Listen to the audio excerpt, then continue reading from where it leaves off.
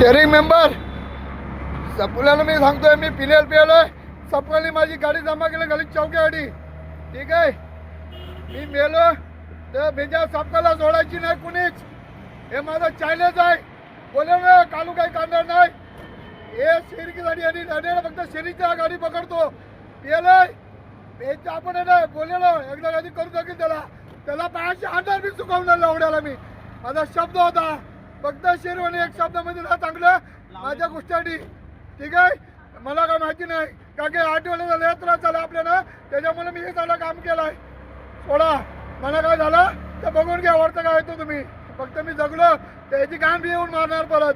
जबान मी दिलं याच्या बाबतीत. मी नितेश शिगवण, मी इथं नेहरूनगरमध्ये राहतो.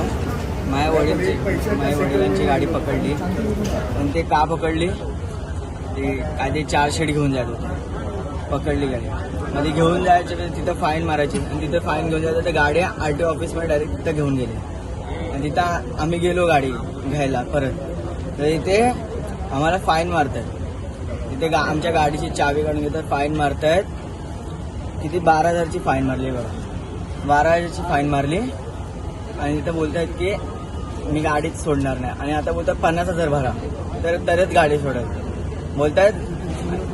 आणि त्याच्या टेन्शनमुळं पप्पाने ते विष पियाले. ते RTO ऑफिसच्या आतमध्येच पियालेले विष. मग तिथून आम्ही निघून गेलो कुपर हॉस्पिटलमध्ये. इथे आलो डायरेक्ट. कोणते अधिकारी होते, काय वाटतं, काय आपल्याला पुढे कारवाई झाली पाहिजे अधिकाऱ्यावरती, नेमका विषय काय?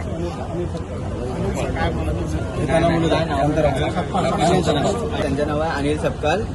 आणि माझ्या पप्पाने काय झाला तर त्यांची जिम्मेदारी असणार.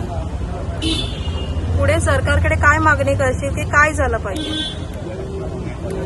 माझ्या बाप्पाने न्याय मिळाले पाहिजे. आणि असे जास्त म्हणजे लयच ओव्हर फाईन मारतात. सगळीकडेच उभे असतात, सगळ्या सिग्नलला उभे असतात. कुठे पण गाडी असली तिथं फाईन मारतात. पुढे उभे असतात आणि जास्तच फाईन मारतात.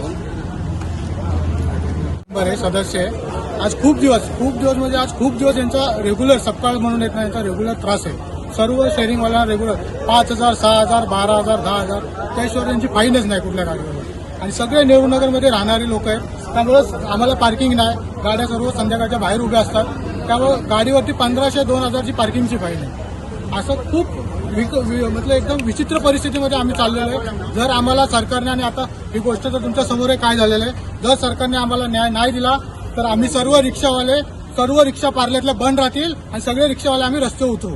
एवढं या माध्यमातून तुम्हाला सांगतोय. जर लाईव्ह आहे तुम्हाला आणि अशाही दाखवा बाबा तुमच्या सगळ्यांना फाईन आजच्या आलेल्या आहेत का.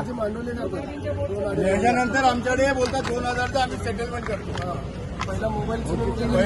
पहिले सेटलमेंट सकपाळ 2. नवीन घडामोडी पाहण्यासाठी आजच आम्ही मुंबईकर 24 तासला लाईक करा, सबस्क्राईब करा आणि अपडेट राहा.